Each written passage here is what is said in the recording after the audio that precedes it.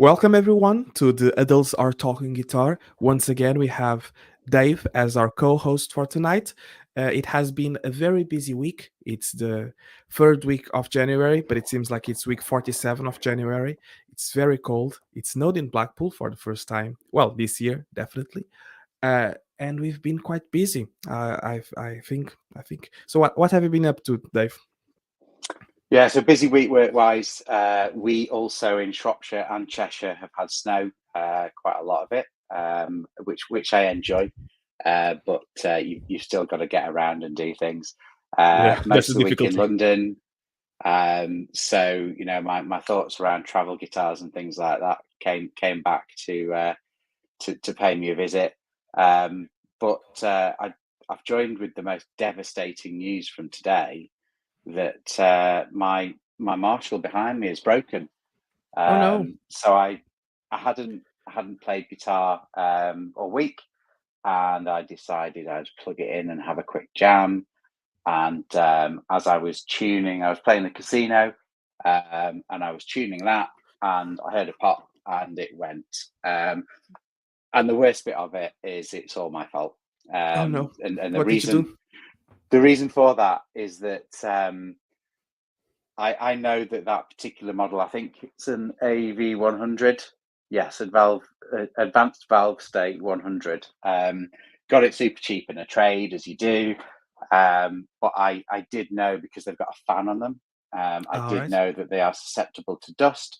Unfortunately, I also use this room as a workshop at times, when I can't get outside. So my own fault. I will see what I can do with it. It might be that I can use it as a cab, um, something like that. But yeah, at the moment, I'm down to the Spark 40, um, which isn't the It's not same. ideal, but it's not the worst thing in the world, is it? No, So, how no. did you make all that dust? Oh, so that dust. You may or may not be able to see the bulb behind me.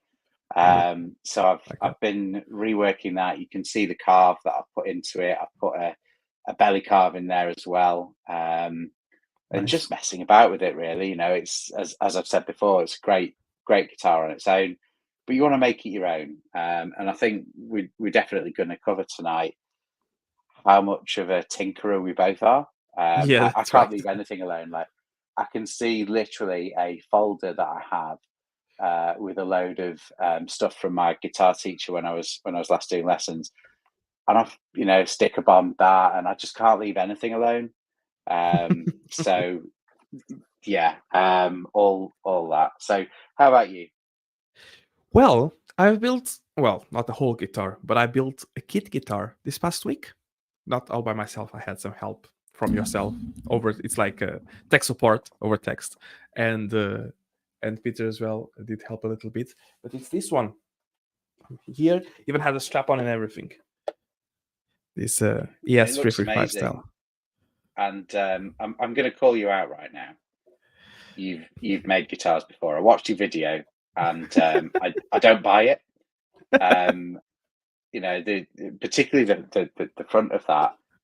I watch very carefully now when I see people that have polished guitars, and I smell a rat. Um, Well, I have never got a finish as good as that, I didn't want to and I'll certainly be disclose taking tips.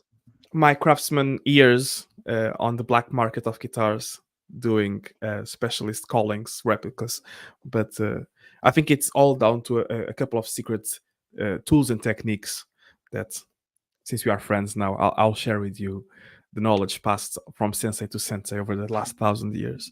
So I think this is, let's see if the public can sort of understand what's going on here. It's an interesting technique. I mean, what I'm seeing there is a pretty standard looking drill, some kind of circular thing, and then one of those scouring sponges that that I've got in the kitchen. That's the word, scouring sponges. So Peter said, "Oh, you can use it." And I was like, "Sure, okay." So I had this circular adapter that has a bit of Velcro at the end, so Mhm. the scouring green part sort of stays there quite well. Because I bought it off Amazon when I was refinishing the Faisley to polish it, and it came with abrasive pads and like 150 and 300 grit sandpaper and everything, and 2000 and 800. Like, it's a polishing kit from Amazon. It was like 13 quid. At the time, I didn't get a really good shine. The last thing that I used was T-Cut, and I thought that was going to be enough to get some sort of gloss, and anything else that I couldn't get, I thought, it is what it is. It's a product. I'm happy with it. Because on the Strat, it's also relic, so it wasn't really serious. Here, with this one, and because when I started building this guitar, so just a quick recap. I made a video. If you want, go on my channel. I just posted it today about the building of this guitar. But what happened is, partially it's your fault, Dave, because you introduced me really to this world of Always my fault. guitars. I know. I cannot bear any responsibility for my own actions, so I blame others. But uh, it was sort of getting to know you and getting to see the guitars that you're building. It's like, okay, maybe it's an idea. And then Bolt Guitars comes along, and it's like, okay, it's an idea, really. But I have this thing with Tallys that I struggle to see. I just haven't connected really. One day, maybe when I'm Careful. older. I love tellies, but I am older than you as well. So you see, maybe in a couple of years, they'll be like, You'll uh, learn. yes. So last time that we were talking, I was saying about maybe I should get an Eastman and refinish the top. And I was sharing this with Peter, and he was like, "A flame maple top? You're gonna refinish a flame maple top on a 900 pound guitar?" I was like, yeah, it's an idea. It's not particularly good." And it's like, why don't It's you a get dumb a like? idea, but it's an idea. Yes, okay, let's call things by their names. Uh, so he showed, "Oh, why don't you get the Coburn guitar?" It's like, I don't know, because the thing is, the facts of the matter is that there are plenty of affordable semi-hollows these days. There's like the Harley Bentons, the HB45s, Yeah. and there's the East Coast G45, and there's the Groats, and there's the ERs, and then there's all the Epiphone dots that are used. So there's always the chance of going that route. And I never really held a kit, I think, all in all. So I thought, okay, it's a fun idea, but it seems to be like a money sink. Um, and then a week later, he sends me a message, a picture of an SG. He's like, "Oh, what do you think of this guitar?" And I saw straight away that it was a kit because of the headstock not being cut to anything. I was like, "You built a kit guitar?" "Oh yeah, yeah." So he had bought the kit guitar, stained it, purposely hid it Sneaky. for me, nitro finish and everything. It's like, "Oh, I did this." Like, "Ah, okay." So he came around because it was next door, right? And I played the guitar, and I really I thought that it was really nice. I really liked the neck and the ebony board. That is an interesting feature, and the pickups didn't sound half bad.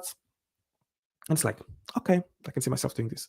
I sold the Fred King, as you know, the Telecaster one, around the same time, and so I had cash on hand that needed to be used immediately. So I bought this kit Immediately. immediately. Where I was going with this? Okay, a bunch of steps forward, deciding on things, to the finish.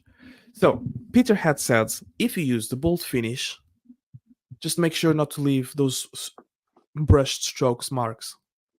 And this was in my mind because it's like, it's gonna call me out if I leave it. So I was trying to do it, but at the same time I was trying to rush the process. So I would say that in order to get good results, is the timings is something I think Bolt really needs to have, like a PDF sheet or a piece of paper or on the bottles to say what are the drying times, because I never know. Do you know what Yeah. the drying times are? No. They cover them in the videos a little, but as I've said before, one of the suggestions I have for Bolt is to have a cheat sheet, because you watch the video, they're really informative, but just to have something would be great. And I've been using the Bolt system this last week or two as well, and it's great. I'm just never quite sure. It dries super fast. That's it. It's like if you start on one end of the guitar, by the time that you get to the other end, the first bit is already dry, sort of thing. Yeah. So what I did was I did two coats like that. So one, go around the other way, do it, and then put it to the light to have like light hitting on it, and then really go with the rag to try to smooth out any higher lines. There's always going to be some strokes, but just leave it be. Then leave it for 15 minutes because they say it gets dry in 20. So just leave it 15 minutes to flash, and then go again and do this again. So if you're working from home, okay, or Which we if you have both do. weekends, you can do the Pomodoro technique with gloss finish. You do the gloss finish, you work 15 minutes, you do the gloss finish, you work 15 minutes, and at the end of the day, you have a bunch of layers. Next day, come and just do like a 400 very lightly, just to level it. Do a bit more. Third day, go at it. So on the last attempt, I went with 600, and now it was all wet. So 600 grit around just to see if there's no valleys and peaks. So Because wet sand. yes, Yeah. Okay. and I think again I just did this once, but I think the lowest grit that you start using is the one that's actually going to make it sort of flat, isn't it? Yeah. Yeah. So 400 takes not a lot of material, but maybe it will be enough to, depending on how many cuts. But so I just did with 600, and still there was some parts that it did go through. The other thing that I thought as well is there's sometimes I was sending it and it wasn't 24 hours later or even 12 hours later, and it seems like it pulls from underneath. It wasn't quite dry. The top was dry, but underneath wasn't quite dry. So maybe I've leave those. experienced that with the color. Okay, so it's like a bit longer. So then wet sanding 6, 8, 1000, and then if you have more, like the on that kit that I bought had 2000 and 10,000. By 10,000, it's almost to a small shine, to a little bit of shine. And then the secret thing that it's no secret, but Peter showed me and I didn't know, is this headlight abrasive polish, sponsored by Holds abrasive polish. Uh, that on the back says, does it say here? No, but it's like a really high. Yeah, I've Grit. seen it used on headlights, not Okay. guitars, but headlights. So you put this like a little bit around, use the sponge with the power drill, and then just move up and down, left and to right. Try to move the product along. And as soon as we started doing that, it worked well. So we did it in the front, okay? Because the back needed to be redone because it pulled the paint. I think it was the sanding process and everything. So I just went back and but if you see like here, I don't know if you're able to see little white dots. Yeah, I see that. So that's where the gloss is. And I was really happy. I'm really happy with how it turned out. There's still some light scratches, so it's not as perfect as a factory finish.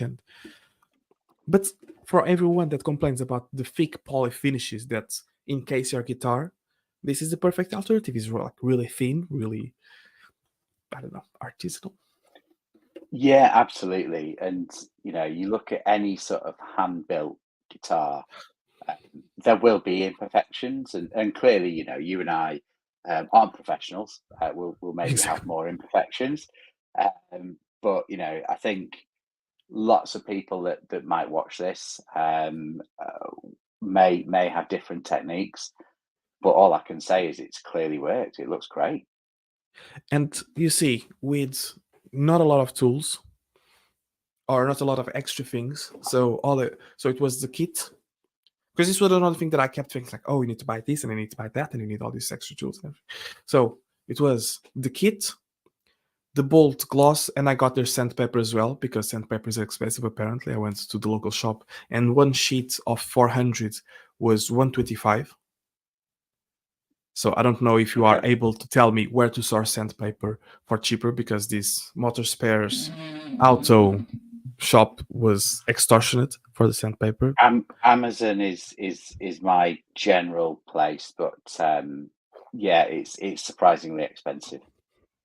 So um and she's already paying for posting. So because I got the Scooby Blue, I should have gotten black. I thought of getting black from Bolt, but I didn't. I thought maybe the blue to mix and everything. I should have got the black because then I could have done the headstock black, and it will be like either matte black because I have the matte already, or a thicker layer of black. But Yeah. leave. Maybe I'm only 45 minutes away from them. I could go there and swap it, like take the blue, give me the black. But I don't go to Preston that often. It's Penworth, so it's even stranger. So guitar, Bolt, sandpaper, maybe polish, a scouring sponge.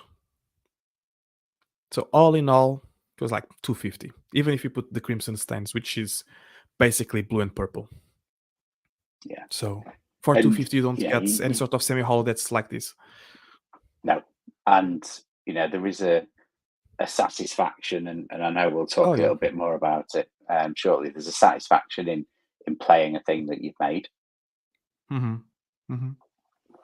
So Yeah. yeah. So you mentioned the crimson stains, and as you know, I've got quite a few here. In fact, I've got black. It's a shame I'm not seeing you. But I sort of missed on the video that I watched earlier that you'd used the crimson. So what was your process with the color? So Peter had the stains from his projects. I need either to give him money or just a big thank you. I paid him a drink the other day, so it should be fine. Yeah. uh, so initially, I kept bouncing from color to color. I didn't want to make a copy of something that Epiphone or Gibson does. Thought maybe I should do something a bit more interesting, but at the same time, I didn't want to make something that was that I had no reference for. Basically, I thought of like a lemon burst or yellow, or just do like orange.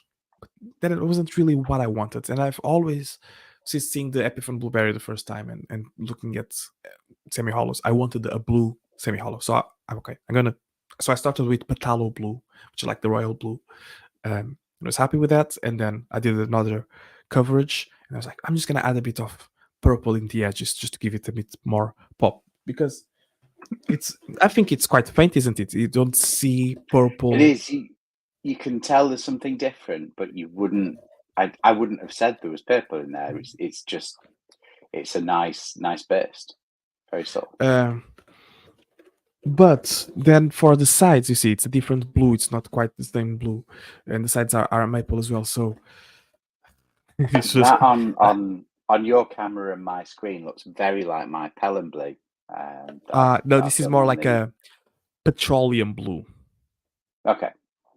because it's a mix. I used I did orange back and sides initially, but then I remember that's what Harley Benton does on their semi hollows. And it's like I don't want to do that then.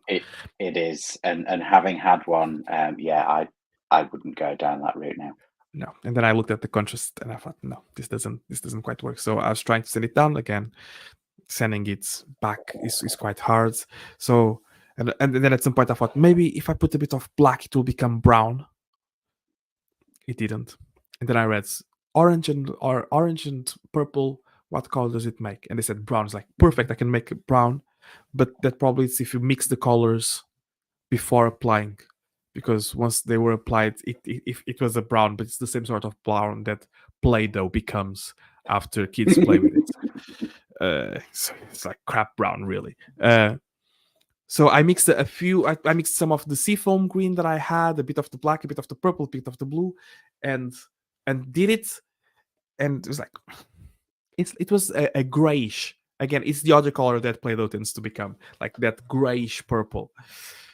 So I just send it back again and just put blue on top. And this is the color that ended up being. It's almost like a dark jeans denim. Yeah, yeah. Uh, And in fact, I think I have a crimson denim stain, and it's similar color to that. because what I kept thinking was the neck was going to be different from the back, but it managed to sort of be quite similar. And I really like the crimson stains. They have really good coverage. Love The them. colors Yeah. really pop, and you don't need to sand back and put back on and sand back. You can just like start with the layer and then, unless the colors do interact, but leave it to dry, and then put more, and then put more. Um, so I really like. I think if I do another project like a Les Paul, which is already, it's like if I do another project like a Les Paul. I don't think you need to say if. I think it's definitely a case of when. But yeah, sorry, go on. We have Steve Cassidy amongst us.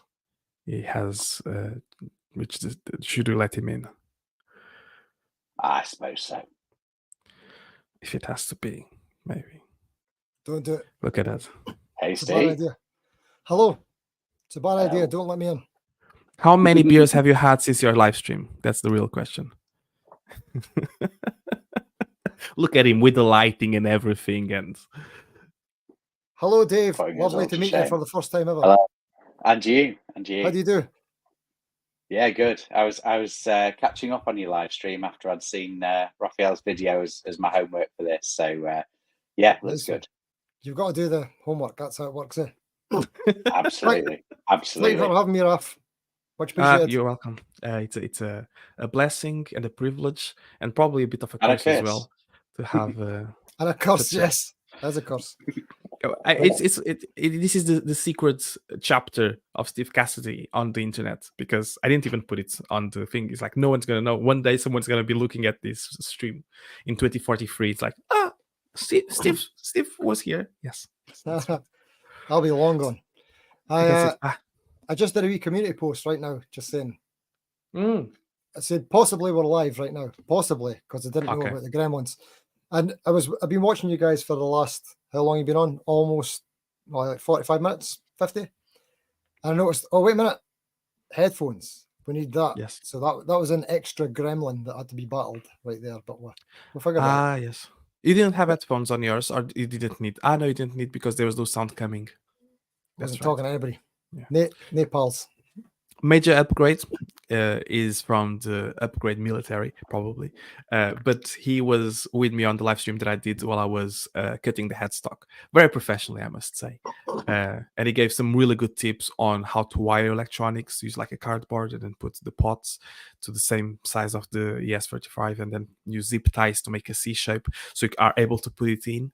And then I went ahead and I was like, nah, I'm not doing any of that. Forget it.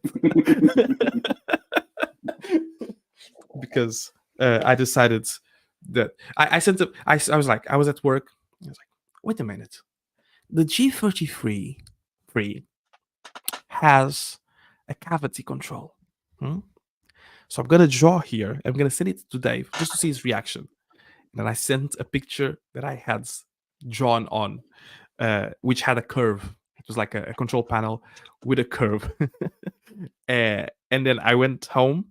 I ordered a circular saw to put at the end of my power drill that immediately broke after I did this, and it was like a screw with the circular saw at the tip, and I was cutting the plywood to serve the supports, and it immediately bent, meaning that the saw is now all over the place and it's useless. So I'm just gonna return it to Amazon.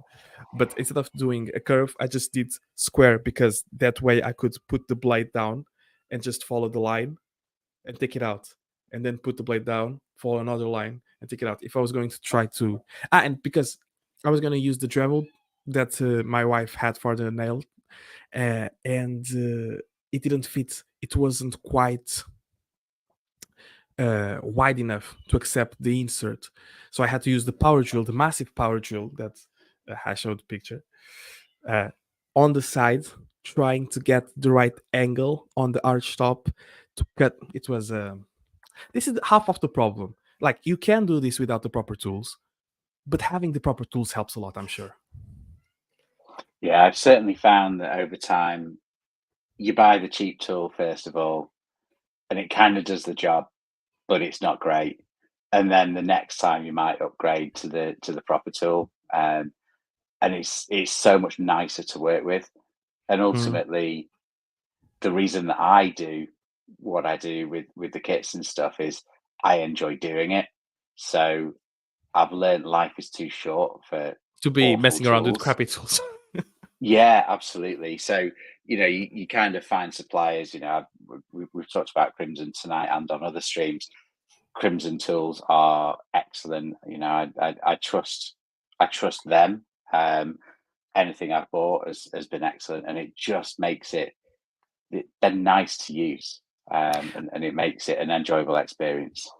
StewMac was running a deal on StewMax, like 10% off and something. Yeah. That because I was looking at kits from them, and it was almost worth it, because if you bought the kits, the shipping on that order was really reduced, and it made the items themselves cheaper as well. If I was to buy more things, it might be a good idea, but just addressing here Major Poet, yes, it was my wife's choice for the colors.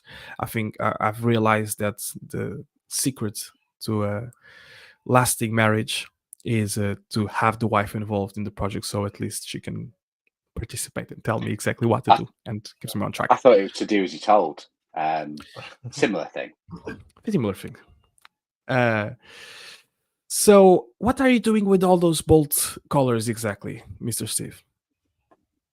I don't know. This is the bolt crew, isn't it? So both you guys are experienced with the bolts. So I'm not experienced, other than they are here. They have arrived. So funny thing, Raf, you text me the other day. Sorry, my earpiece is falling out. You text me the other day saying that the bolt stuff, that it takes quite a while to arrive in the post. So as I mentioned in the stream, that they were so kind to sort of send the stuff gratis, because I said I've got a channel, I'm doing a video and using the internet clouds to get free exactly stuff. Yeah, what you suggested. I took your advice. Wow. Yeah. So you said it took a while for it to arrive, and I remember seeing a post from them saying something like, it was before Christmas, obviously like super duper busy with people buying kits and stuff, and it said something about all orders won't be fulfilled until like January 17th or something like that. So, and then you'd said after that it takes a while for the bolt stuff to come because they're so busy. So before Christmas they'd sent this stuff, and I thought, I wonder if that's coming. That's been quite a while. Yeah. And I didn't want to go chase them up, email them saying, hey, remember that free stuff you were going to send me? Where is it? You know? So I thought I'll just leave it. And then I was working, what was it, yesterday or the day before? Yesterday. And my partner was in to the delivery. And the postman said to her that, sorry, I don't know why the conversation's going this way where I'm telling you these stupid details, but I've started. So she said, the postman said that this stuff's been sitting in the post office since December, and the staff are annoyed that no one's came to pick it up. But it's the old thing of like the post, they didn't put the thing through the card, didn't put the card through the door. So I emailed Bolt and said that the stuff just came. I'm really sorry it's took so long. Blah blah blah. I told them all this, but anyway, forget about that. It's here. My plans are, I have a Fasley Finnica exactly the same as yours, Raf. That was one of the pink ones. All right. I've almost stripped it. I'm probably like about 8% of the way there. Oh, wow. I've still got to, I've got to get out of the curves. That's the hard bit. What are you using? Are you sanding, or are you like heat gunning it, or? Well, I started with a heat gun because I watched all these tutorials on like how easy it is to take a poly finish off with a heat gun. It's so easy. Yeah. You just hit it and you just snap it. It comes right off. It's like, yeah, sure. That's it. It just peels off easy. So yeah, I started that, and I think I got a heat gun either off of Amazon or Lidl. Can't remember. I might have been like on a deal that week in Lidl in the middle aisle. Mm-hmm. So yeah, I'm trying to get the poly off, and no, it doesn't come off as easy as you think. And I'm burning the paint and burning the body. I'm just ruining it. So then eventually I got a power sander, Black & Decker, not sponsored yet. Yeah, I got a sander, and I managed to get most of it off that way, and it was a much more enjoyable experience as well. I did it outside, and then I left it because I thought I seen your video, Raf, about how you'd been started spraying your Fasley. Was that in the summer? Yeah, autumn, but it wasn't that long ago, was it? Yeah. No, it was like before, I think, winter, but it was sunny here. Yeah. Blackpool autumn, Scottish summer. Yeah. It's the same thing, basically. So yeah, I started thinking, right? So once I actually do get the finish off of this, what am I going to do? Am I going to spray it? I don't have the space for it. We can't do it outside. The weather isn't right. So I was stressing out about it. And then you did a follow-up video very soon after that about the bolt stuff. And I was like, oh man, this stuff looks perfect. So yeah, and then I asked you about it and you put me in touch. Yeah. Ta-da! The thing with the facelift finish, and I thought it might be it was because I had sprayed it before, is it has like layer upon layer. So what I was doing was I was hitting the heat gun just like to loosen the poly from the wood, but it wouldn't completely come off, and then I had to sand it once it was a bit more dry, let's call it. But it's so much dust. I think I'll probably still be breathing dust somewhere. Like It's a Major very Brett unique says, smell. it's so easy for all these like gurus that they should come to our places and do it themselves, really. But what I would say is the bold stuff takes a lot of layers to actually get proper coverage, like I got on mine. So I don't know if it wouldn't be a good idea to have some sort of water-based white initially, A primer. something a bit more opaque. Yeah, some sort of water-based primer to then apply a color. Otherwise, you'll be putting color upon color just to try to get a base to build. The other thing is you do a few layers, like we're talking. Do it, let it dry. Do a bit more, like 4 layers, and then come back the next day, because as it dries, it tends to become a bit more opaque. And sometimes I was battling, trying to get more layers, and what I was ended up doing was creating these humps from the brush strokes and from too much material and drips on the side, which is something that I've struggled here as well on the semi hollow, is the drips of the gloss on the edges. That's How many layers did you do total, Raf? And Dave as well. How many layers total to get like a sort of non-transparent, solid color finish? How many? So that's an easier question to answer, because of the clear, I couldn't tell you. And Raf was saying before, every 15 minutes, just wax them more on. So of the color, I think they say 2 or possibly 3 to get it colored, and then a couple more to get it solid. I would say, yeah, about that. Maybe I was putting it on slightly thicker, but yeah, probably 3 to 4 coats will get you there or thereabouts. That's of this stuff. Well, let's say this stuff. That is like that one. The coloured stuff. It's All right, that well, stuff, yeah. We'll go with that one. We'll manage it. Yeah. So 3 to 4 of this will start to get you a solid colour, you reckon? About that, yeah. And that I've just held up as well. Whole guitar. I then put curves on it, everything else, and I fully relied there wasn't a lot of it left, and then I've redone it. So you can certainly get guitars easily out of it. You're having some connection issues, Dave, with your, I don't know if it's Just your microphones. Audio. Yeah, like coming out metallic. It's maybe because there's 3 of us now, because there was no issues before. No, it's because you're here. That's you're what I mean. causing Yeah. these issues. It's your fault. It's not even the number; it's just your presence. But it takes a while. It's a patience job. There's no rush. There's plenty of liquids to do it though.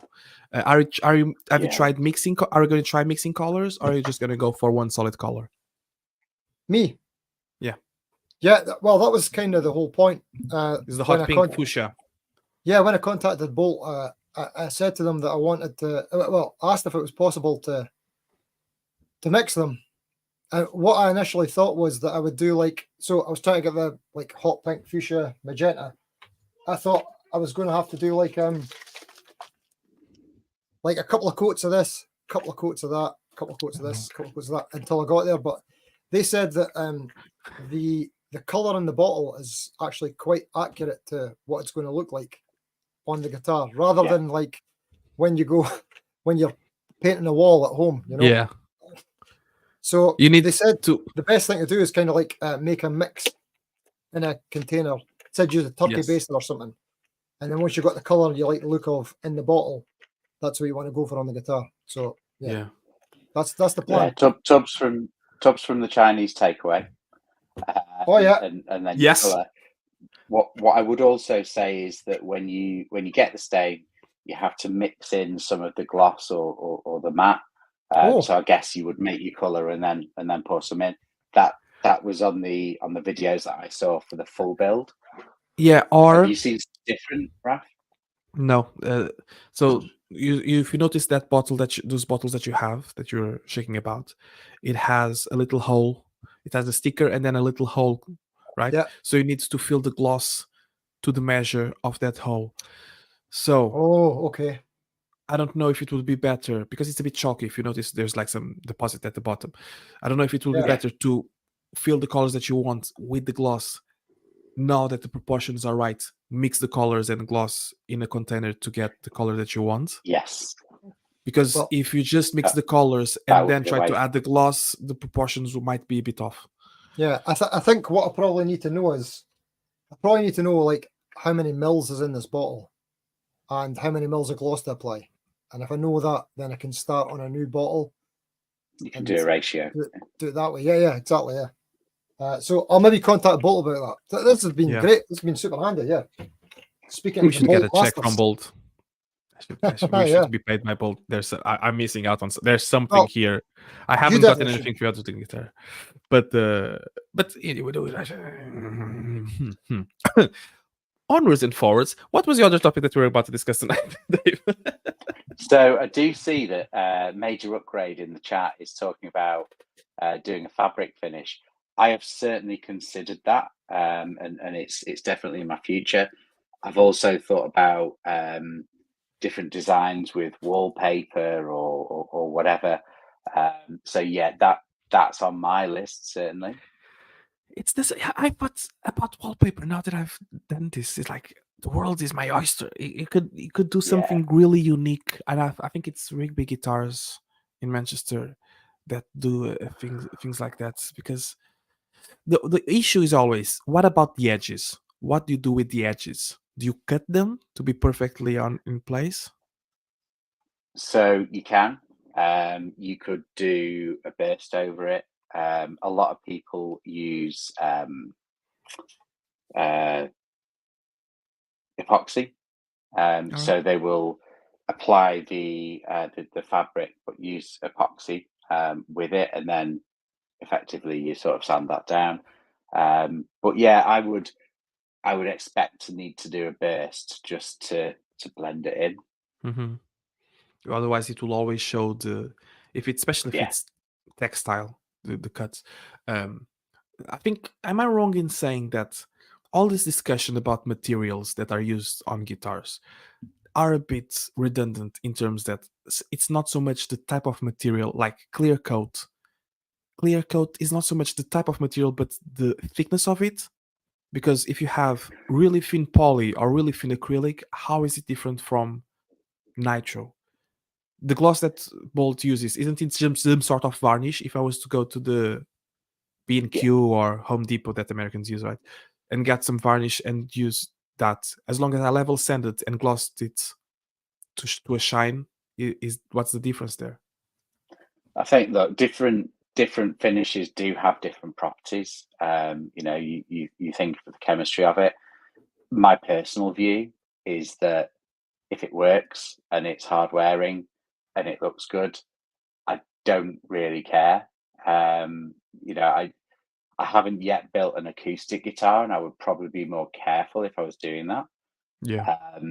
But on an electric guitar, the internet will be very upset with me. I just don't think it makes that much difference, if at all. Steve, I've seen you talking about tone woods and things in the past. I'm sure. What are your thoughts? I'm very sorry. I got distracted when you mentioned the chat, and I tried to open up another browser and got distracted. But you were talking about acoustic guitars there and tone woods, and sorry. Well, I'm so sorry. We were talking about the different finishing clear coats. Yeah. So how much a finish would affect tone? And my view would be a finish is so thin that different. Yeah. So go on. So well, did you see the Beatles documentary Get Back? Yes. Yes. Yeah. I man. started. I'm like halfway through. Oh, it's so good. I actually want to watch it again. I'm sorry. I'm going to watch it again. Yeah, I think you'll catch other things. Yeah, it's so good. So, is it the casino? Is it the casino they use? The I- Aberdeen casino? I bought a casino because of it. Yeah, I don't think you're the only one. I won't be the only one. They were like ran out. They were sold out for a while. That's it. Yeah, That's it, man. and if it wasn't such a great guitar, I would feel like an absolute loser for doing it. But it is a great guitar, and I was playing it today. Oh, there you go. So, in that documentary, I can't remember who it was that got one first, John Lennon or George Harrison, whoever it was. A Beatle got one first. I believe that it was actually Paul McCartney who got the others into them. Was it McCartney first? But Yeah. the thing in the documentary they talk about is whoever McCartney got it from, the guy who had it first had mentioned that it sounds way better if you take the finish off. Do you remember that? Yeah. Yeah, do you remember? So that's the thing. So they took the finish off of everybody took the finishes off their guitars, and this is why the natural casino is like a big thing because the Beatles and whoever, I can't remember. I'm probably doing someone a massive disservice, some rock royalty. But yeah, that's what they talked about is taking the finish off because it helps the wood breathe better. But Dave, I'm with you. I think it's like a placebo or something going on there. That's I could be wrong. Could be a lot of different factors, but yeah, that's where I'm think at. if Nitro. Yeah, I mean, I like the cracking effect of Nitro, and I've seen lots of videos on freezing it and everything else, and it looks great. I think if you are a multi-million selling artist, it may make a difference, but for someone who of my musical talent, as we've discussed, it doesn't make any difference that I'm going to notice. I think it also has to be, and that was my point. Sort of thing. It's like it has how thick it is laid on, and some materials are associated with certain thicknesses. So poly is all associated with being really thick put on. So it will have that sort of effect of like more plasticky. While natural, it's hard to have that sort of build up. Really, like if you had the amount of material on of nitro, like the Faisleys and the Harley Bentons and the Epiphones and the Squires have, which is like 2 millimeters of material. How would you even get there in terms of time and curing and everything? It's just impossible. So it's a bit like where guitars are made. That sort of argument. It's costs.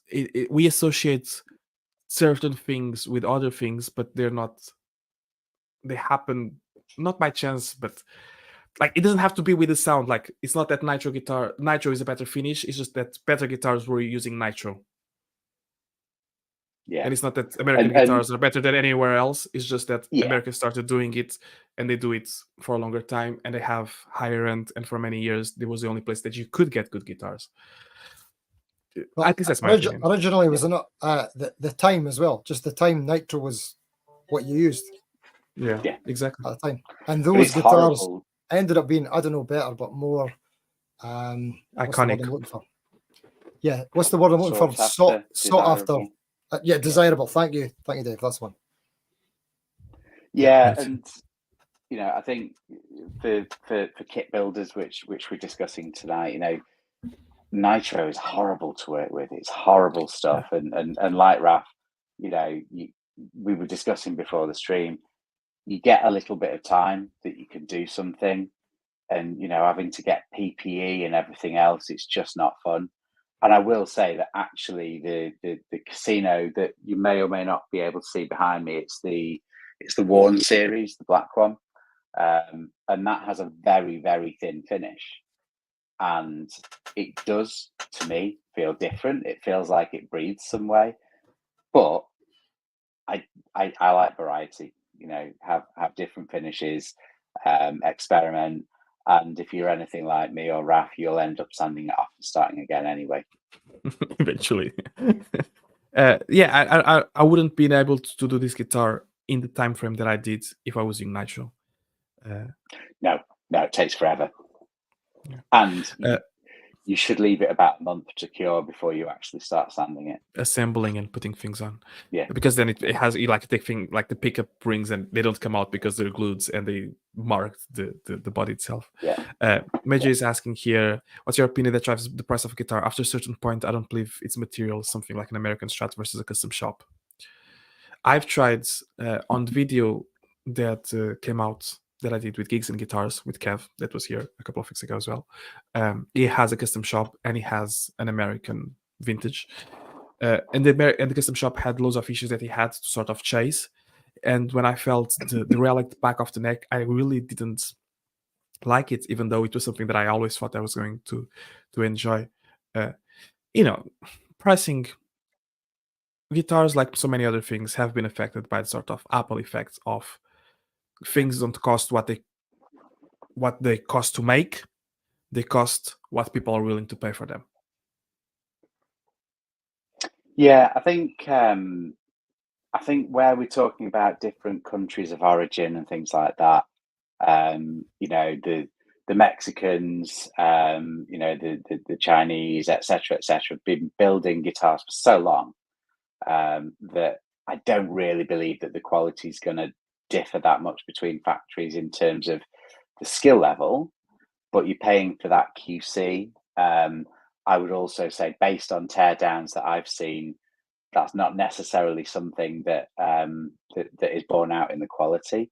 But then you look at proper sort of custom built guitars, and again, Crimson, I've got my hands on some of their stuff in the past, and you can appreciate Daisy Tempest of Tempest guitars as well.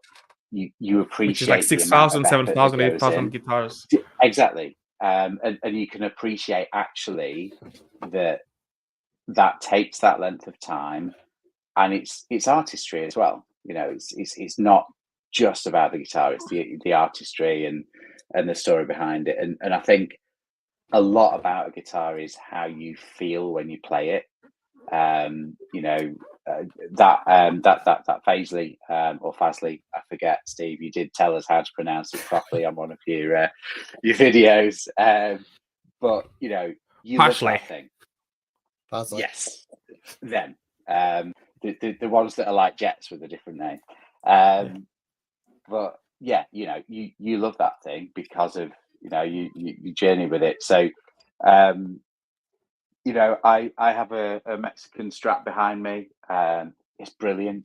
I've played American guitars, etc. I think you get over a certain level, and then it becomes about it's the QC, and if that QC isn't there, as I've seen on some of these teardowns, I don't really know what you're paying for. Yes, nice woods, you can use Koa and everything else.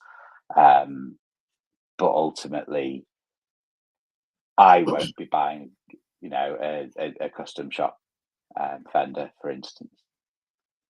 Nice. It really depends. If I could jump in, if you don't mind. Yeah, go on. Of course. Talking about so major upgrades question. What, in your opinion, drives up the price of a guitar? After a certain price point, I don't believe it's materials, something like an American Strat versus a custom shop.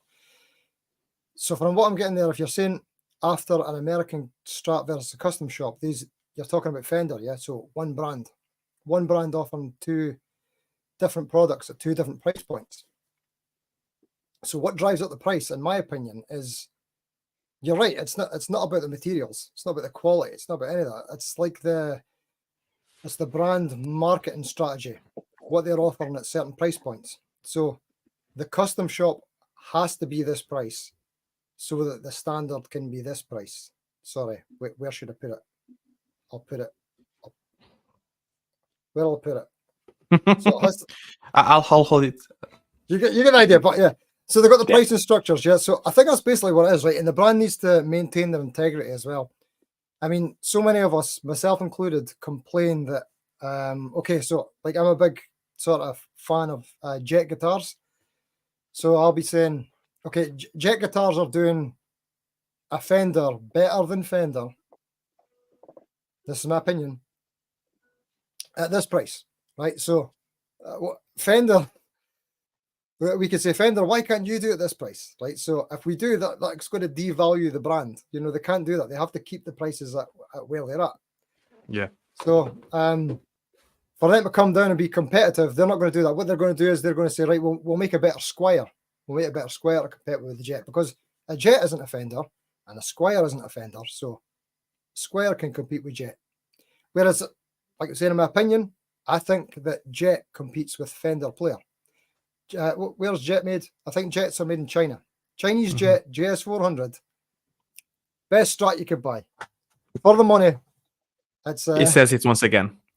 Yeah. It's Sorry, got it. I don't know if you saw Controversial. I don't know if you saw.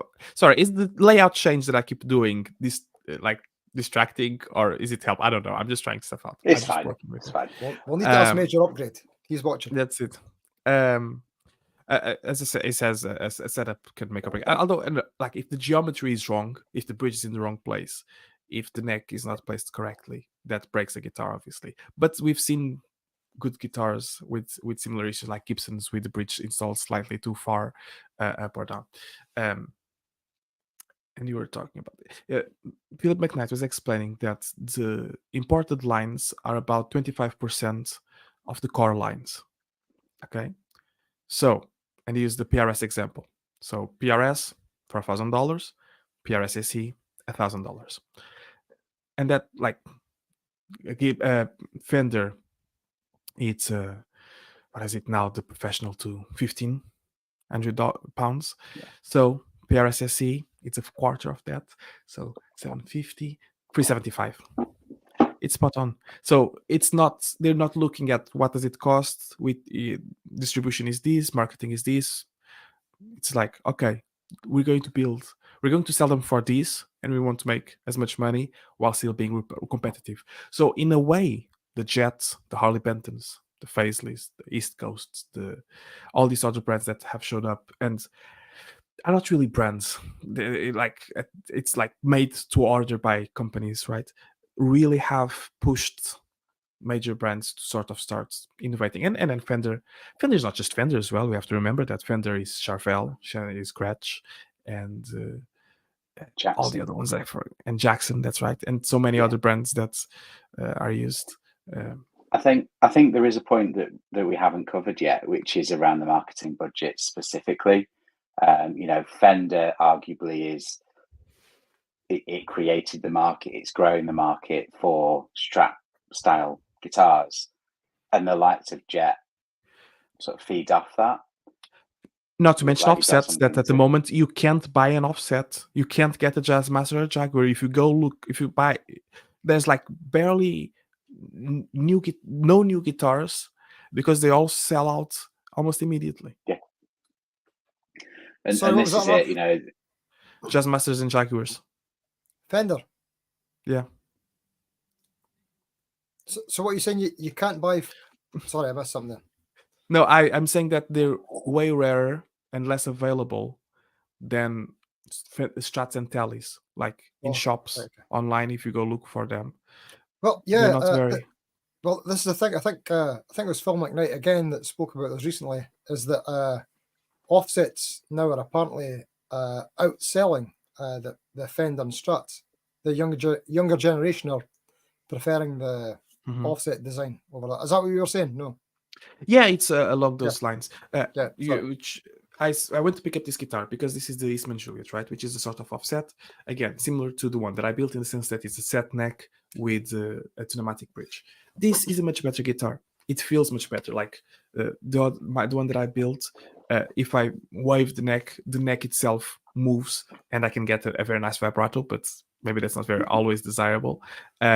This has the proper ABR bridge that is like a screw into the body. The other one is the Nashville that has a post into the body, and it just feels better.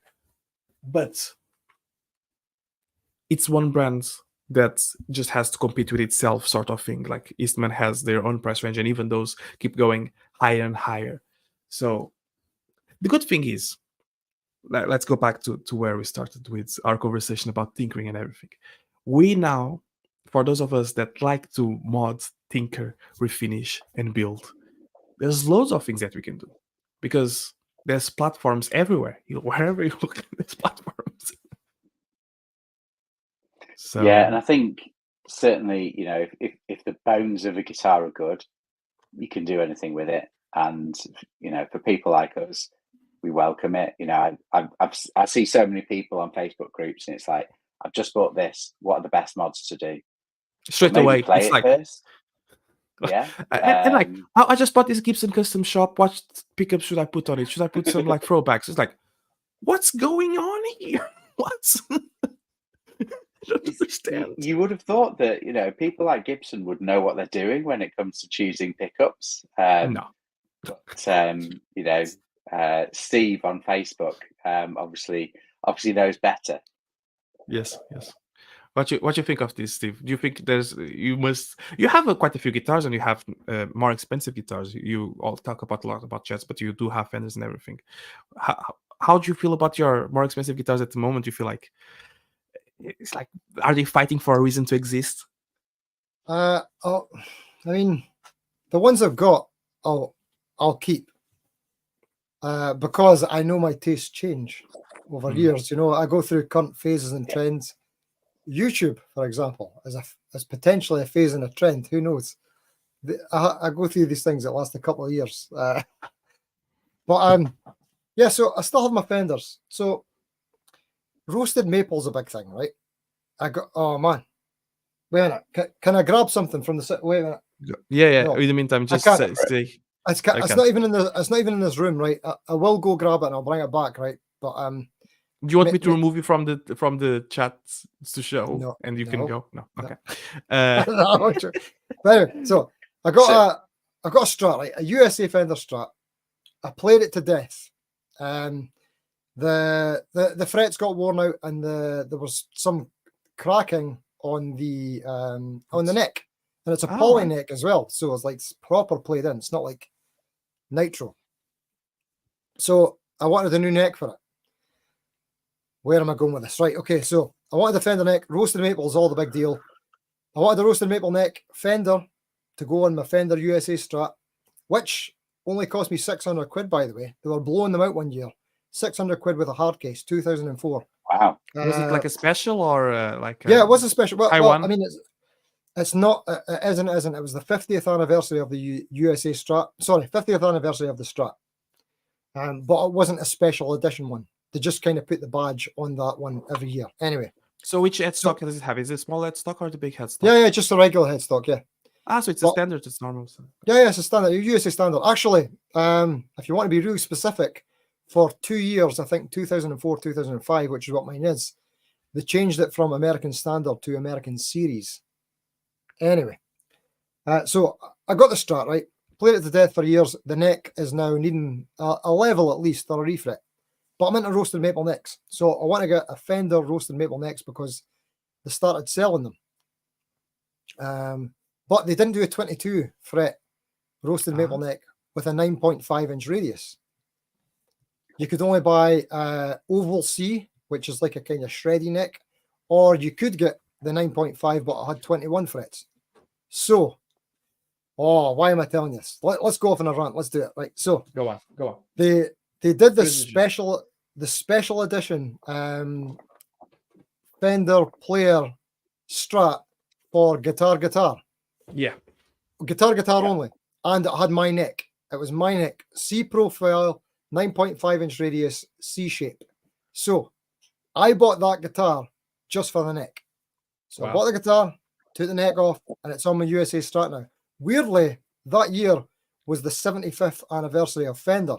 So now I've got a 50th anniversary Strat body and a 75th anniversary neck. And I'm going to do a clickbait video on my 125th year anniversary Strat. You know what you did? You took a 600 pounds guitar and 800 pound guitar, and you made it a 400 pound guitar. Yeah. Well, what happened is I sold the body. That Strat. So I ended up that neck ended up costing me about 400 quid. Okay, so it's fair enough. Because what I sold, because the special edition Strat that I'm talking about, I had the Fat 50s in it as well. That was like one of the upgrades. Then I found another one on eBay. So Yes. So then I found another one on eBay, and I got that one, like I bagged the deal and got it for like 400 quid. But I did the same thing. I sold the body and I kept the neck and I put it on my parts caster. So the only way you can get a Fender roasted maple neck with a 9.5-inch radius, 22 frets, and a modern C neck is on that guitar exclusive. Other than that, it's like super duper custom shop, right? Why did you decide to sell the bodies and not change the electronics from the American series to that one? I like the, well, I purposely bought my American one Sunburst, and I purposely bought the Sunburst one so that I would definitely sell it. Okay. If I got another color, I would end up putting another neck on it and I would have another guitar.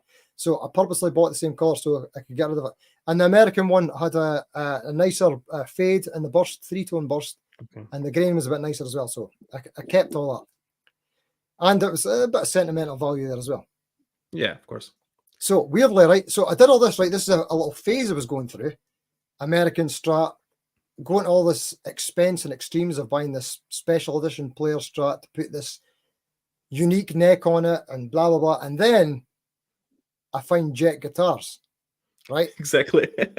Jet guitars, roaster maple neck, 9.5-inch radiance, modern C neck, right? A better neck heel carve than my Fender. Sorry, Raf, I'm just going back to the question you asked. You're saying I've got some of course. higher end Fenders compared to these sort of modern younger brands. With Exactly. So yeah, this is where I'm going with that. So I went to all that sort of bother to kind of get my dream Strat through the Fender route. And then I found Jet guitars, and I was like, I mean, I'm not like new to budget guitars. I mean, budget guitars are, you get great stuff for good prices, you can upgrade them, all that kind of stuff. But when I found Jet, I was like, man. So what do I think about my higher end guitars now that I've got these? Not now because of budget guitars, now because of Jet. It's the spec that it's like the shape, the geometry of the neck in itself is exactly what I've got my custom shop guitar now for like under 500 quid. You know what I mean? And I can do whatever I want in the specs. I'm super duper happy. And in most ways, I think it's better. That's is the neck on the JS400 the same as in the GS300? Yes. And is the JS300 a square heel? GS300, yes.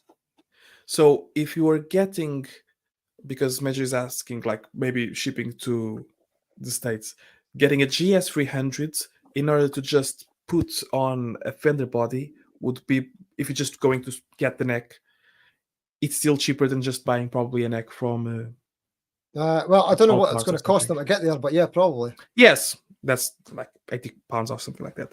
But I don't know how do they work, but because it's even for us, let's say I have a Fender and I want to put a Jet neck on it because it's roasted and everything. Even if you forget it or you put something else, right? It's £150. Well, I saw one used an hour away from me for £50 because a lot of people have bought them because people is like, oh, what should I buy? And the guitarist friend says, oh, get this Jet, that's really good. And the person buys it. They never play guitar. COVID has gone and everything. So now they start showing up on the market for not a lot of money. That's what you want. Just for 224 with free shipping from Reverb. There you go, Major. I'm Major hoping upgrade. You've already bought it, major upgrade. That sounds like a major upgrade. Hey, but so right, okay. So I was going to come back to another message that you did throw up a short while ago, and it nearly did make me throw up. So Gibson has released a set of humbuckers for $1,000. Yep. Bargain. You get the 59 sounds for $1,000. Well, you just get like a Harley Benton, put it on, Pumbaa. You get Joe Bonamassa Stones. You don't even need to learn how to play. You just put the humbuckers on. Have you seen the little case that they come in? Yes, on Audiomo's thing. It's I never seen it on Audiomo, but what's it called? The Gibson cases from the 50s had a name. And they come with like a little case for the humbuckers, because obviously you're going to keep humbuckers in a case because you might need to take them to the gig, put them on. That's it, yeah. In case you need to swap. Yeah. Don't forget your humbuckers. I forgot my 59 hamburgers. I won't be able to play tonight. Do you know the song? No, but I'll bring these just in case. Yes. I need. Yeah. I don't know, something gets desoldered. It's a collector's item. They're gonna sell. They're gonna sell out. Actually, probably, and They will. they're gonna show on the Yeah. used market. I just don't like the idea that it exists, because then it opens the floodgates for everyone and their brothers to start increasing the parts of everything. It's like, oh, it's a copy of the $1,000 and it's only $450 for a set. It's like, I don't want to pay that amount of money for. Next thing, Dave, how hard is it to make your own pickups? I want to make my own Filtertrons. How hard is it? Well, That doesn't just surprise me. sorry, just before Go on, Dave Steve. answers, I'm not interrupting. Raf, may I have a little? Can I go? You can for go it to the today? toilet. Sorry. I'll allow it. I never said that. Is that right? No, stay here. So yeah. So how difficult is it? Firstly, the absolute honest answer is I don't know. However, obviously, I have watched many videos on it. Of course. I think that there are ways of doing it differently. But having a proper winder and everything else, it looks Manual cool versus to do. electric, just the cost of the winder. Well, the cost of the winder and probably all the materials is the same cost of a high-end pickup, but is it the same result? Would you get Well, the first time around? but once you've got that, you could make as many pickups as you want And sell them and be for, rich. for not very much. And yes, sell them, make them exactly as you want, experiment. My decision at this point has been I've got enough going on with what I'm doing, and I do not need another. Because I see pickup winding as kind of a separate pursuit. I'm quite happy getting pickups that sound good rather than making them myself. But yeah, major upgrade. You look like you have some experience in this matter, but no, it's a bridge I've definitely not crossed and may one day. I'll just wait for Steve to come back to say this one. But I was just checking on all parts, and the Filtertron bridge pickup kit, so all the parts, is £45. So you can get Roswell pickups or Artec for around that amount of money, or even less. A woman. I was looking at the woman old timers, I think they're called. No, Allegory says old timers, but Warman sells something else. So I don't know. I don't know if it's something. There was a set of Gretsch Filtertrons for £60 on, but they didn't have the pickup surrounds, and I was like, don't know, because pickup surrounds for Filtertrons are a bit of a mindful. So, Steve, welcome back to the chat. We're just saying about pursuit, like pickup making is another pursuit. Pickup guitar building is another pursuit. Guitar modding is another pursuit. Guitar playing, some of us actually do that. not all the time, but sometimes more occasionally. Is another pursuit. YouTube is another pursuit. I was watching because now the wave is YouTubers are quitting. There's like a couple of videos and then it starts going everywhere. So Rick Beato made a video. I started watching it. Okay, go on. Who's actually quit? I don't know. I haven't noticed. Tom Scott, that makes those really high production, instructional, educational videos. Young guy with white hair, British, quit.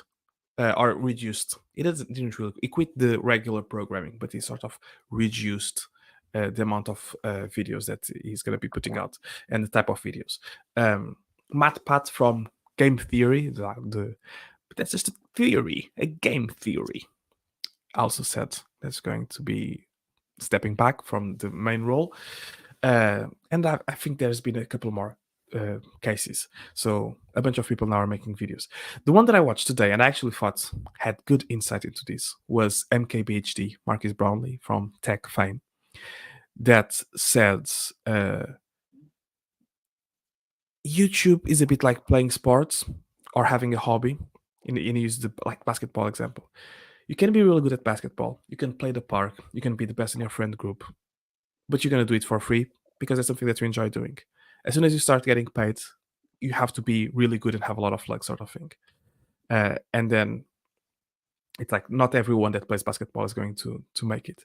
And with YouTube, when it starts becoming more professional and you have like events and brands and things working with you, it becomes again a job you have invoicing to do and tax and goals to time goals to achieve and everything. And I started thinking, I don't want.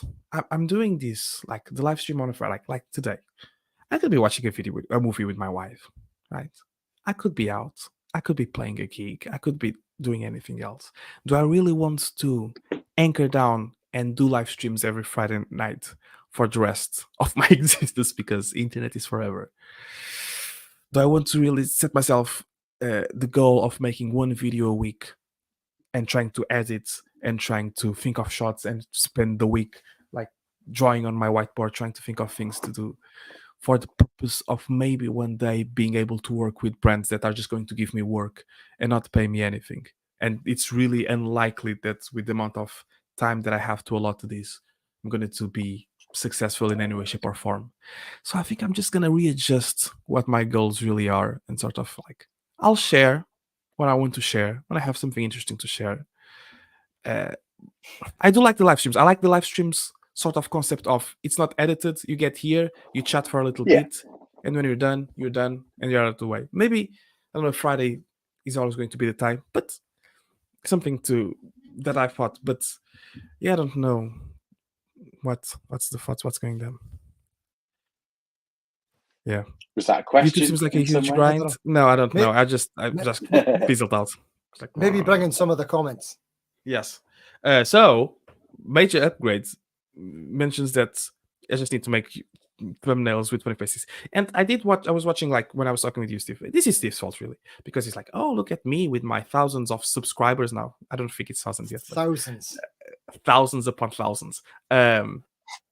Like productivity YouTube and tips for YouTube, and what comes out is thumbnails and titles are like they said 50, but I believe it's like 80% of the job. We usually film the video and then it's like, I'll just make a thumbnail and I'll put the title, something. But it should be, okay, what does the audience want to see? Let's make a title for that. And then let's create the thumbnail that matches that. And then do the video that reflects that. And today I was editing my video and I had a part talking about who are guitar kits for. And I thought, this is a different video. I'm just going to chop out these 3 minutes because that's what Steve had told me once about one of the videos. Like, let's keep it on track. And there's no fun in that. I don't want to spend weeks upon weeks about like preparing something. On the other hand, to make the video today, what I did use that I thought was really useful, and that's I think was the last topic that we had discussed, I thought about, was I went to ChatGPT and I said, I want to make a video about how I built a kit guitar in a week's time. I'm going to give you the events of what happened. Help me produce an outline with this. And I said about Dave, both guitars, started doing this, sold the guitar, Peter got the guitar, I bought it, I did all these things. And then it produced the outline. And I was like, okay, from this outline, give me a script. And it gave me the script from everything that I had said. It's like, okay. And then I put the script on my computer. And then I looked at the script and the outline. And then I spotted what I had already said, but in a way that I could then go back and think, okay, I already said this. This is what I'm going to say next. And then editing was much easier because of that. Was the script any good? The Chat GPT script, just out of curiosity. It did start with, hello, fellow guitar, something, something. And I was like, I'm not going to say this. But probably that's more in line with what YouTube is than what I do of like, No, hey guys, thank you for coming. Blessed to be upon the longest human. I think it's the opposite. So can I touch on a couple of things if that's okay? Because we were talking about go. People who quit YouTube, and I also watched the Marcus Brownlee video today as well. I thought it was really, all right. It was a good take. So and Dave said, "Who's quit?" So good question. But the guitar community, and especially, could we say that we're the small part of the guitar community? Is that fair? The Yeah. three of Smaller us. and smaller. It's a small part of the guitar, but we lost somebody this week. We lost no one died. We lost Rich the novice noisemaker. Yes. Such a great channel, Yes. and he's done. And it's not because some of the reasons that these massive YouTubers are leaving. They've left because of pressures. Rich is off for But different reasons. that also plays into it. Like you work and you put work, like you work on videos. Although Rich's videos were a bit more informal, right? But he still was sharing with the community, and you have to like put up with people being disgruntled about their lives. It's like, Yeah. I don't need this. Like, bye. Yeah, well, that's basically it. I think that's why Rich is off. So that's who we've lost recently, and I don't know if that's part of the sort of. It's not the trend. That sounds bad. Rich hasn't left on a trend. Rich has left for like his own proper reasons. But you've noticed that I don't know if this, because I'm new to YouTube, like just this last year. Does this happen every year? Like a big load of YouTubers Turn leave? around. I don't know. Not really. I think it's the first time that I've think- actually noticed more. Yeah, you certainly see people change. Excuse me. Certainly, I've seen some content from people like Andy Guitar Geek, in terms of some of the comments, etc., that have been made, and also the behaviour of some of the brands that they work with As well. And I get it. I've done a lot of stuff with other arenas outside of guitars, and I can certainly appreciate it. And also, it is time, and you've got to evaluate why you're doing it. You'll see balance. Dave is my tagline. I've done a lot of work in mental health, etc. You put a lot of time and effort into it, and it's understanding why. If you're doing it, because actually I got a lot out of it from doing stuff for myself, but also helping people, and that's great. But you've got to know why you're there, and if actually you're chasing something that is going to be really hard to get. I'm not saying don't do it. Lots of people absolutely should, but you've just got to think about the effect that has on yourself and your family and your actual life. Exactly. In my view, so my life balance Dave stuff, and you can find me at lifebalance.ninja. Give it a look. I haven't updated it for quite a while, and you do kind of you reevaluate from time to time, and sometimes you have to take a break. It's so like that's my view on it. I'll never be a touring musician, right? I'm not gonna leave my family to go on the roads and leave my job to do that. It's just realistically that's not going to be possible. Even Kiko Loureiro, the guitarist from Megadeth that has recently stepped down, he has now confirmed that the reason why he's done that is because he has a family, young family as well. It's like I'm seeing my children grow over Zoom basically, so there's no point. And I don't think Dave Mustaine really agreed with that direction, because it's hard for a musician to be on the road constantly. So and YouTube does take a lot of time. You can be present and not be here. What I would say is that I don't know if you saw. I don't know if you saw Rabia's video about like just play your guitar. He was Another talking Blackpool about boy as well. Rabia Massad Yeah, from Blackpool. yeah. I didn't know that. That's all. I thought he was from Brighton. No, I think he lived in Brighton, but he's a Blackpool boy, I believe. All right. I've seen the thumbnail, but I've not seen the video yet. It's on the watch later list. It's My watch later list is over 1,000 videos. Yeah. He goes I on love about Rabia. how people are being so negative and like, oh, like he demos a piece of gear and people are like, oh, it costs too much and it doesn't do enough and it just does that. I think we have to look at the bigger picture here as well. We're going through unprecedented financial strain.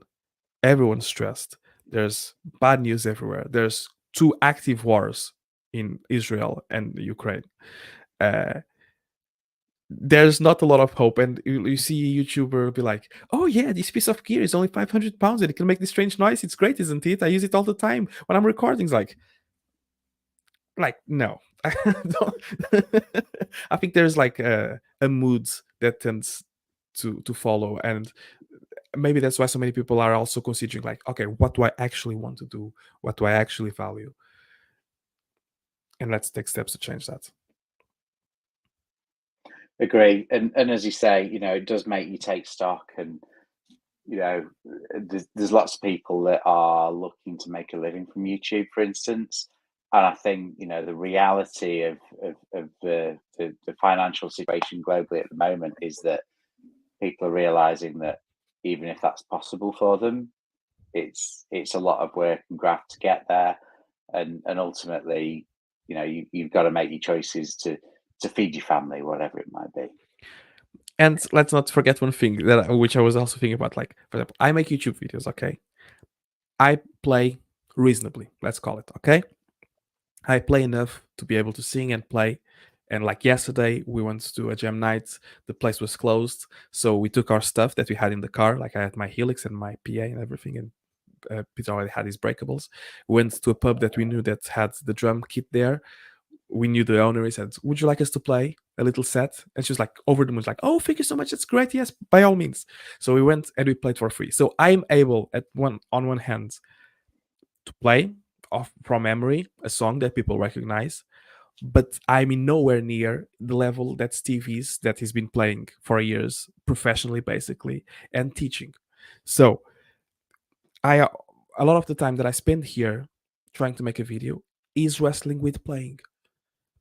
A lot of people that are working musicians sort of make the jump to YouTube because they need to have an online presence, if nothing else, to market themselves as an asset to bands, projects, movie studios, or something like that. So it's like the skill set maybe is more like tech and editing, while my skill set required is muscle memory, music theory knowledge, ability. I don't know what's been your experience, Steve, because like you started doing this, you already had a job, so you didn't have to go learn a part to play. Um, do you feel like Well, that's harder to learn the tech, or I don't know. I mean, there's a. I think if you've watched Steve's live streams, I would say that tech is a struggle for some musicians. Yeah, definitely. Yeah, I know I'm not the only one. No. But there's a lot of. I'm so envious of some of these musicians that are just like phenomenal musicians and tech heads at the same time. I've got a load of mates that are like that. John Cordy is the guy that he's like my guy. I don't know if you watch his channel. John Cordy a little is phenomenal. bit? It just makes so much content. Yeah. There could be a couple of videos a day, but he's the expert on the HX Stomp, the Quad Cortex, the Kemper. It's like every modeler you can think of, he's the expert on it. Oh, and by the way, he's probably the best guitar player on YouTube. No joke. Like, check this guy out. He's phenomenal. He's so good. But anyway, we're asking. So I don't know if this is what you're asking, Raf, but for me as a musician, so I'm older, right? I'm like 40 something. I can't remember, 41 or 2. I'm older than you. Okay, well, okay, maybe I'm 43 then. I'll keep going. I will be soon. So, yeah, the landscape's changed for a musician. It's not like when I was coming up, when I was young, like teens, 20s, when it matters when you're a musician. No matter what you're doing, whether it's original bands, cover bands, teaching, if you want to make a career out of music, it's no longer offline. Your job is online now. You know, it's YouTube, it's social media, it's Facebook, it's Insta, it's all stuff. It's all consuming. It has to be. It's just a part of the job now in the modern world. And for me, I did the original band thing in my 20s, cover bands for lots and lots of years, but I also did like about a 10-year time out where I didn't do any music. I was working for the NHS for a long time and I didn't do anything. And I was battling some demons. There's a There's a video story for time another there. day. Maybe, yeah. Not everything needs to be a video. Not everything needs to You be a might want to video. talk to It could be something. But yeah. So all that stuff, yeah. Dave Lice Balance. That's probably what it's all about. There's Chip Yeah. number one just turned up. But yeah. So when I came back in, maybe a few years ago, I got involved thinking, okay, the playing is a part of it, the learning the songs is a part of it, the gear is a part of it, and then you kind of look at the landscape and your own habits. So I'm looking at what I do, just not only as a musician but as a consumer, and I just watch a lot of YouTube and what people are doing, and the people that I'm watching they're like me, you know, they're giggers, they're modders, they're hobbyists. So I thought, I mean, this seems to be what you do. You share it. So that's how I got here. I'm just one of the sheeple, you know. Yeah. So that's my story journey, I think. Yeah, I think it's important to be able to enjoy it, you know, and if you want to work hard at it and you're able to make some kind of living from it, brilliant. But you've got to be here for the right reasons, I think, and it's interesting as well, and probably a topic for another time. You know, as the dad of a budding musician who wants to do it professionally, you know, you support them absolutely, but as a parent, you know, I've discussed with him, it's a lumpy way to earn a living, and I think to your point, being being flexible, you know, I got chatting with some musicians at 3 o'clock in the morning in a takeaway in Edinburgh, and although they were American and knew Edinburgh better than I did, but I was chatting with them and I was like, you know, my son wants to do this and what, you know, the lumpiness of the living, and they were saying, look, you know, during the lockdown, you know, the girl was doing musical scores for adverts and stuff like that, and he was doing something else, and you just have to be able to diversify in whatever direction that is. I think, yeah, music, absolutely. I will never have the talent, but I would love to be able to earn a living through music. You know, I think my best shot would be the guitar making side of things. But super lumpy is my perception. It's I was talking with I don't remember if it was a guy or a girl that did a music degree, and they were like, I should have just done like a business degree and do music, but Yeah. get the tools to be. I don't know if music degrees now have that. Like, do they teach invoicing and networking as with it Events happens, UK and C247 and like how booking agents and booking companies work and what is a promoter and what not? It's not. It's like when do you need a manager, that sort of thing. I guess it seems relevant because I'm now doing the bookings for a bar here, right? So I did ask at the Studio Rats the other time. I don't know if you saw that, Steve. Yep. And you're like, maybe we're like getting people away from the stream with these topics, but it's like, okay, they ask me, but so do I go ahead and I create a contract then, and I present it to musicians like, if you want to be playing here, you have to sign this contract. But it's like, I know these people, and if they don't go by me, I lost £10 per night that people play. It's not a big deal. For £10, which is less than an hour of minimum wage, I'm like finding the people and keeping a network and contacting them and all these sort of things. But like, music has a lot of things, and we see how fallible the internet is whenever you need to know something for real that is trustworthy and needs to work, and you go Google and it doesn't exist. It's like, okay, not everything is everywhere. So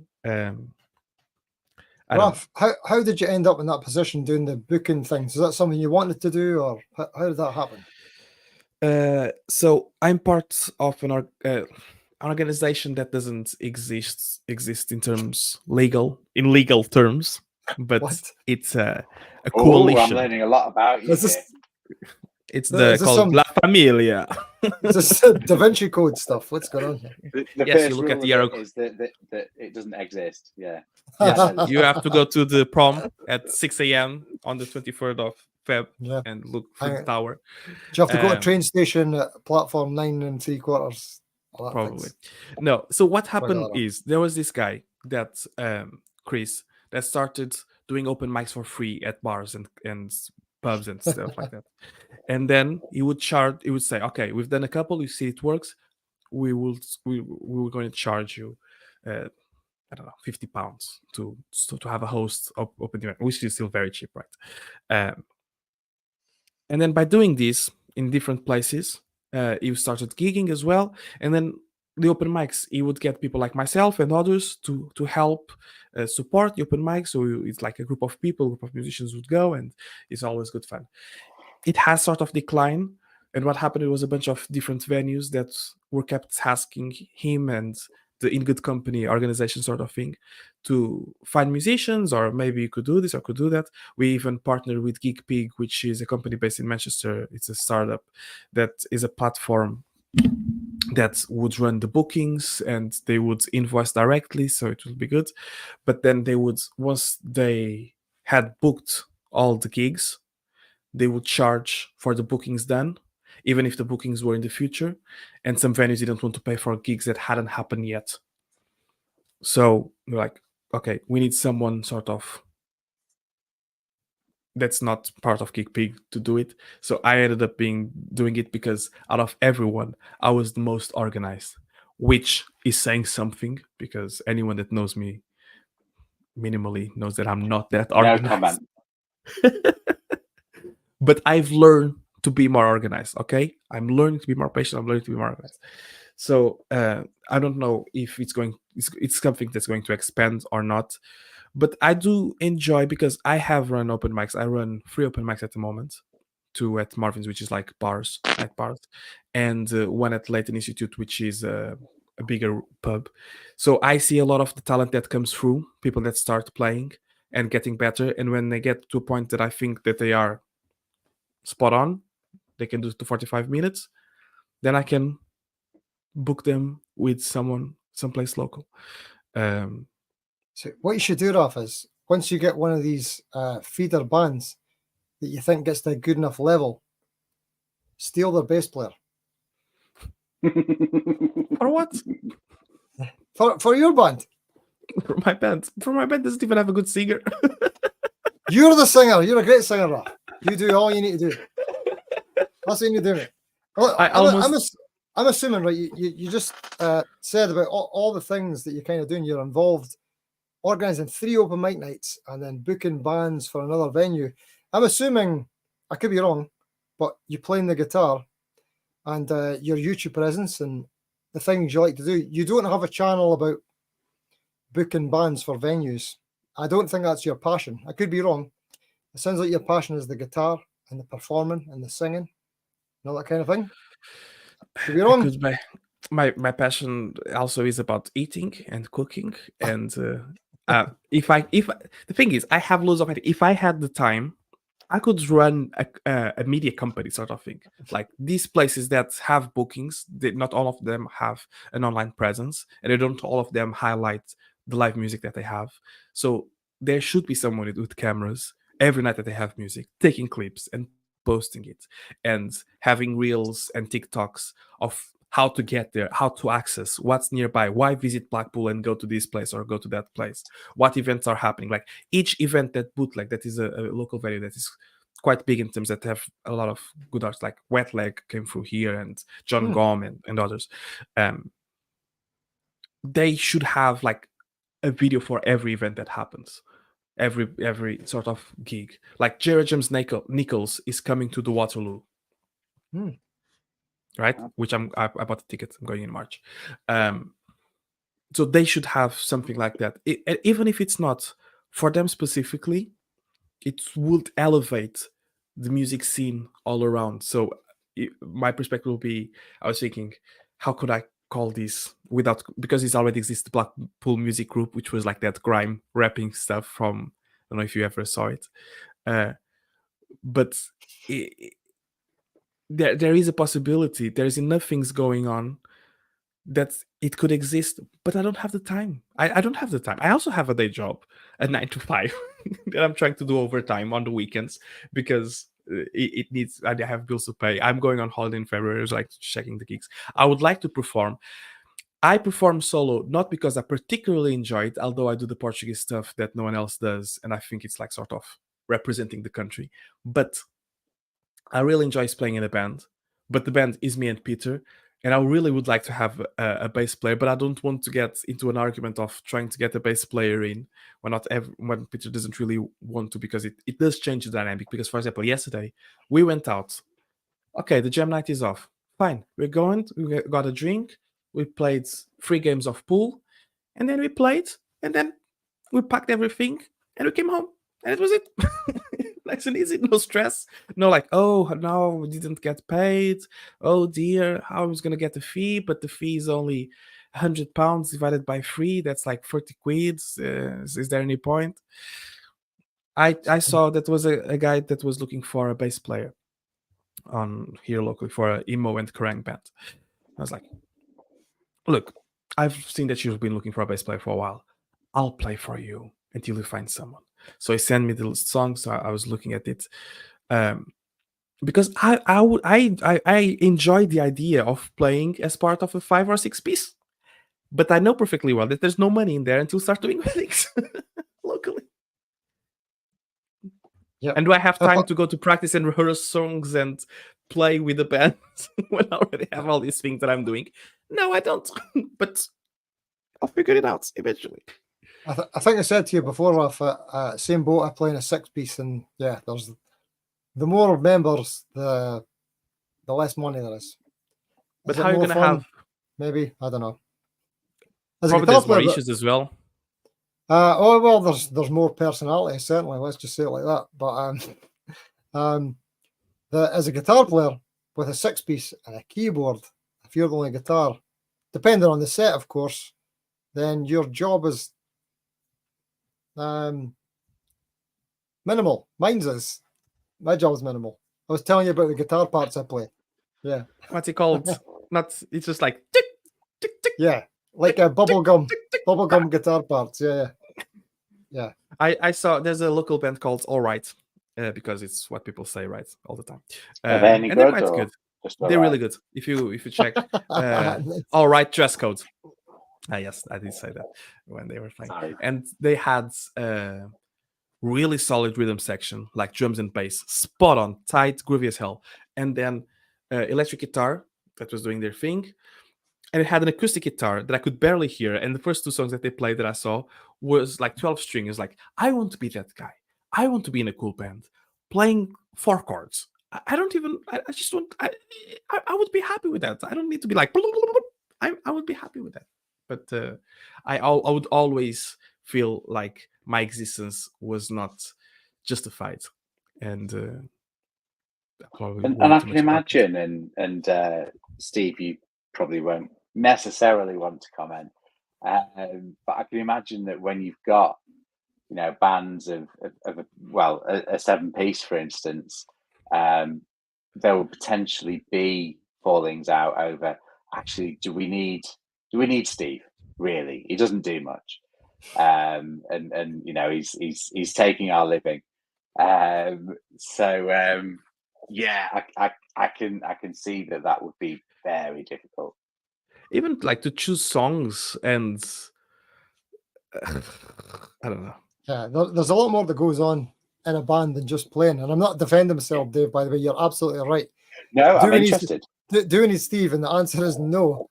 And we found this out recently when I broke a string during a gig, which was the first time in probably, it's hard to pinpoint when it last happened, but I want to say like 15 to 20 years. And we'll make all these preparations for when we're going to break a string on stage. Like the amount of guitarists that bring a spare guitar to a gig is most, I would say, right? For when they're going to break a string. Maybe some break strings more than me, but I play a bit light and I put strings on properly. But anyway, the guitar parts that I play, I'm going to do a wee demo, Raf, because I did it for you before. Here's my guitar parts, right? Sometimes.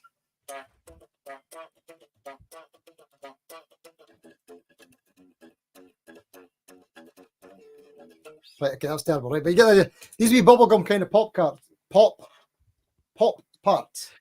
It's better That are than not- full strums that I Yeah, do. they're not even chords. They're like single notes. They're rhythmic, percussive, like tiny wee parts that are like, do you actually need them? I don't know. So here's what I'm saying. And Dave, you said that you've got a son who's wanting to break in Yeah.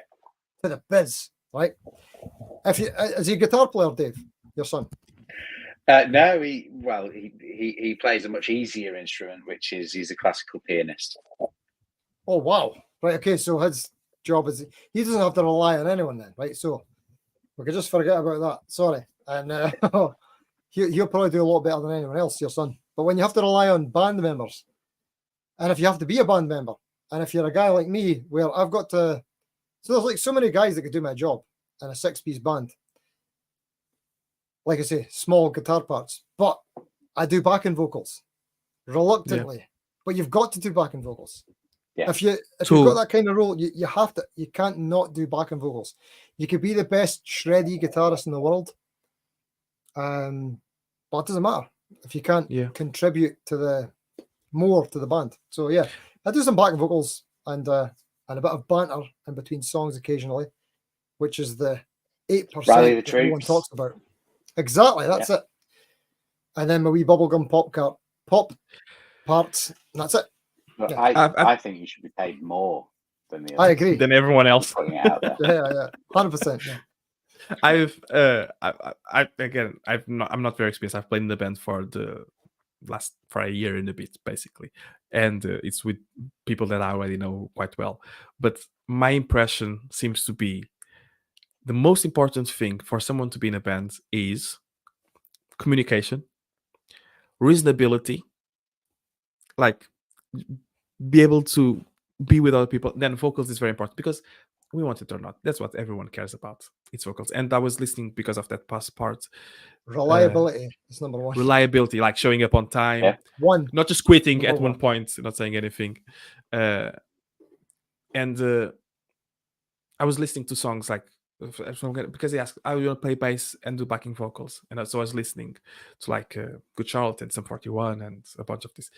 There's a lot of backing vocals, and backing vocals is what makes the record sound like the record. I think so. It's a really important skill to have that I don't, but I was going to try it. Yeah, you don't even have to be good. You just have to participate. Yeah. I think quite important is and I've never been in a band and I most likely never will be.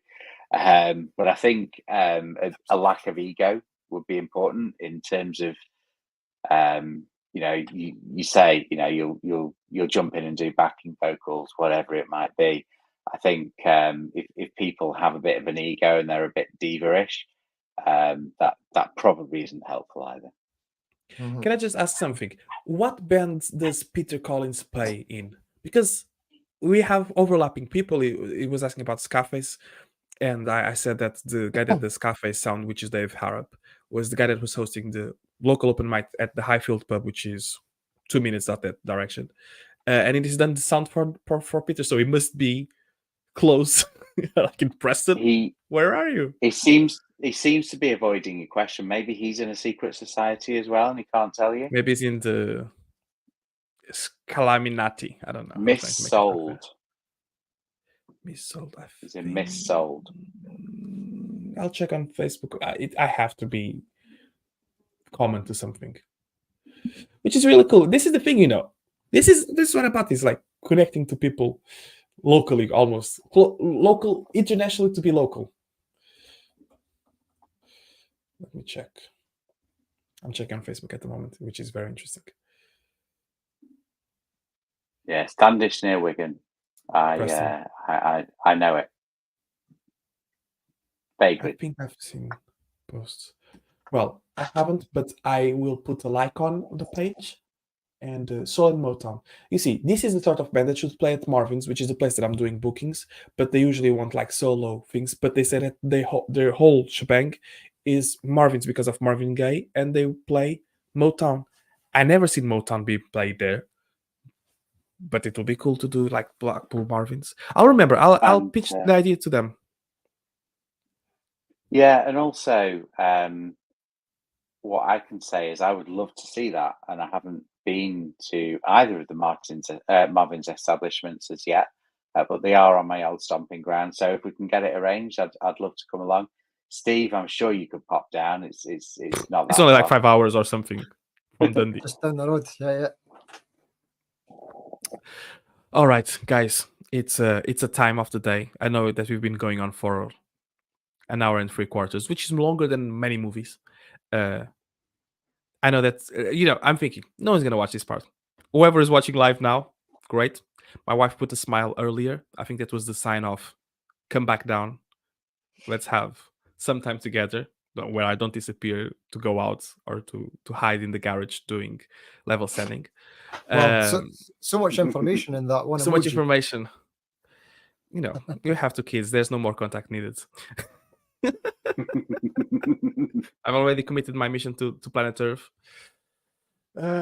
Regardless, just to sum up, So what are we really doing? quickly, so Peter Collins has said about the Marston Institute. I'm not sure whether that's the Martin Institute. Yes, it's here which across. would be close. Yeah, It's in my corner. In front of Aldi here. When you come from the lights, Aldi, in front of Aldi is Marston Institute. yeah. So there you go. I live in Marston, basically. Sounds like I'll go. a good night. Yeah, I'll keep an eye on it, and I'll go. That's cool. That's really cool. And Steve will just live stream it for you. I'll see you there. Yes. I'll be there. I'll be there. You should come to You should come to Blackpool, Steve. It's a nice time. It's a nice. I've been to Blackpool. I had one bad experience in Blackpool. Go on. I went to get a fish supper. Skin on. What? WTF? What is that normal? I'm Portuguese. No. I'm not native to here. Remember that. It's like a fish and chips. I grew up in Blackpool though. And no, I would say it's definitely not. Skin on? No. No, that was it. I never went to Blackpool since then. I think I was 4 years at now. I can see why. All right, everyone. I was too scared to go on the Pepsi Max. Sorry. I was about 12. The big one. Yeah. Big one. They're talking about having the Pleasure Beach free to entry, but then pay for the rides instead of having to pay to enter. It used to be that. The precinct. I think so. That's what people on Facebook were saying. So I used to go for my birthday every year, and it was like 10p a ride in March. It's brilliant. People often talk. That's aging me. Smack about Blackpool, but I really like it. I'm a foreigner that came on a boat rowing through the coast. No. No, I don't have the physique to row from Portugal to here. Yeah, anyone can tell. But I like it. It's a good place. It has a nice, vibrant music community with loads of different artists. Has loads of different things to do for families, and it's a good time. Does it have bad parts? Yes. Does it have people that are questionable? Every time does. Not sponsored by Blackpool. Not sponsored by Visit Blackpool. Council I'm going to wear members. My I Heart BPL hoodie next time. There's a guy that plays here in a band that's very well known, that the Parker Monkeys, that they do covers of indie rock like Arctic Monkeys and whatnot. Arctic Monkeys. Yeah, and he's in the council apparently, like really high up in the council. But I work for the WP. You said you had like the NHS and stuff. So I probably shouldn't have said that online. Now that I remember. And no one's going to watch this part of the video. It's fine. Yeah, I think you're dreaming, mate. I'm dreaming. It's for the division working people. That's what it is. Everyone, thank you so much for watching. Dave, thank you for being here. Steve, thank you for coming, despite you already having your stream and having put up with everyone. And I'll see you all next week, maybe. All right then. Bye-bye. Thank you. Good night.